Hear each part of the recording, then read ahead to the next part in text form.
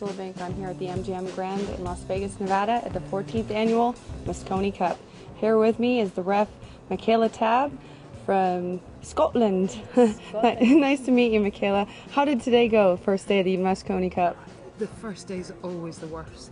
You're always completely on edge, and it's not just the play, it's all the other things that you've got to think about and do as well. You know, how many balls have passed the head string, how many balls were potted, how many of the balls that were potted passed the head string. You have a tough job. There was a lot of new tough. rules. Yeah. This year I noticed they changed the format. It went from 6 players to 5, and the whole hard break, they won't let you do the soft cut break anymore. You have to get 3 balls past the head string, and there's a few other intricate things that came up today.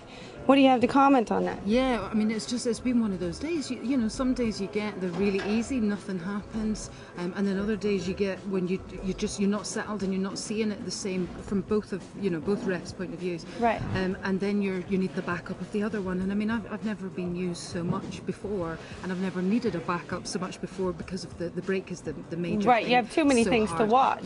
Yeah. Because the other thing we're watching is on like the team game. I'm trying to think who missed or who played the last shot, so who's due to play the next shot on both teams, yeah. So who's then due to break. You need a secretary. I do. Do you want to know?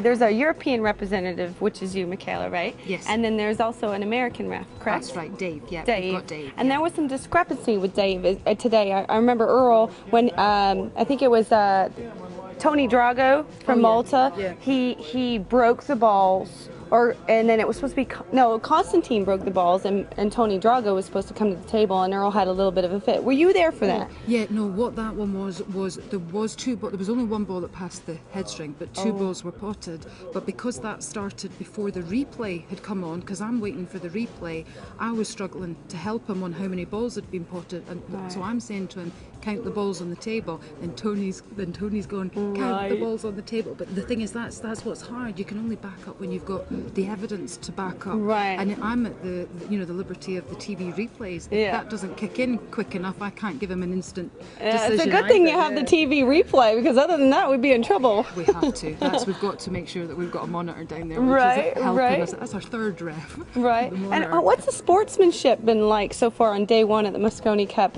How do you find the players are conducting themselves? I think they've been great. I think everything that's gone on has been in good banter, and I think if you didn't have it, it wouldn't create the same atmosphere. So I like it. I just don't like it to go over the line, but it's not been anywhere near that, or not in previous years. So far on day 1, so good. What amazes me is that we're on, like, the Americans are on their home turf, and yet there seems to be an equal amount of fans for the Europeans and the Americans, which I find is absolutely amazing. I know. I think what's happened over the years is there's so many Europeans think, oh, great, Vegas, opportunity to go and do Vegas, watch some pool as well. So I think we've ended up with more coming over the years, on the pretext that they're coming as fans, but I think they're in the casinos, really. Right. Well, so I want to come to England and wait for the next Moscone Cup over there. Yeah, well, we always alternate between Europe and Vegas. Right. So, next year it'll be somewhere in Europe. So, yeah, come and join us. I will. So, do you play pool at all? Very badly. Very badly, yeah. Oh, no. I started out on 8 ball, that was my game. Only ever played snooker to try and aid my 8 ball game. Horrendous at 9 ball. I'll just stick to reffing. So what's your favourite game in the sport then?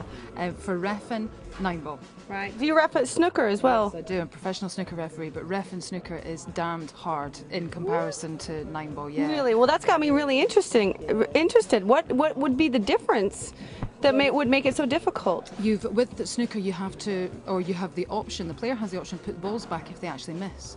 So you're constantly having to try and remember where the balls are. And that's asking a lot. Big table, a lot of balls, a lot of pressure, and mentally you're mapping the cue ball every shot, so you're mentally exhausted with snooker. Whereas with 9 ball, once you've racked, you're actually kind of watching the game and looking for fouls, but you don't have the same pressure and mental concentration. I heard you got the reputation of keeping these guys in line too. If they get out of line with sportsmanship and everything, you put them in their place, tell them you're out of order.